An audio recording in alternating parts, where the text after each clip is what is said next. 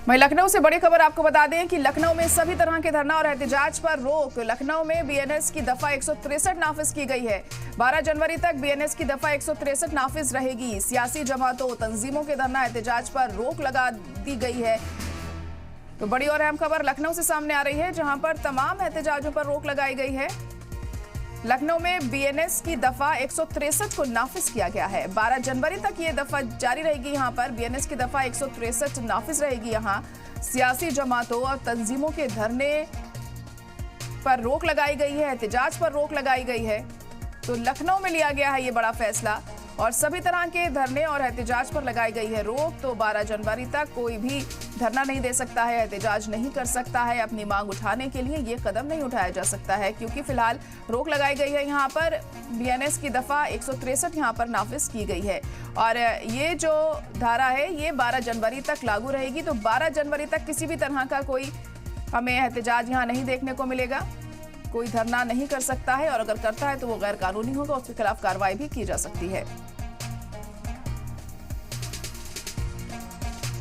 तो लखनऊ से हम खबर इस वक्त आपको बता रहे हैं, जहां सभी तरह के धरने और एहतजाज पर रोक लगाई गई है।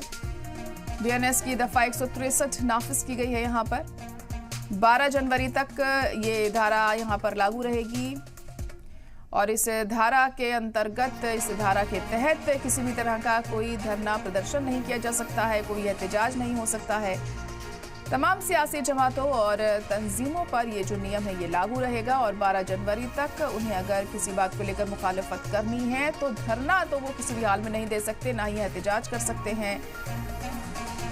और 12 जनवरी तक ये नियम यहाँ लागू किया गया है। धारा 163 यहाँ पर लगाई गई है और इस धारा के तहत किसी भी तरह का धरना प्रदर्शन नहीं किया जा सकता है।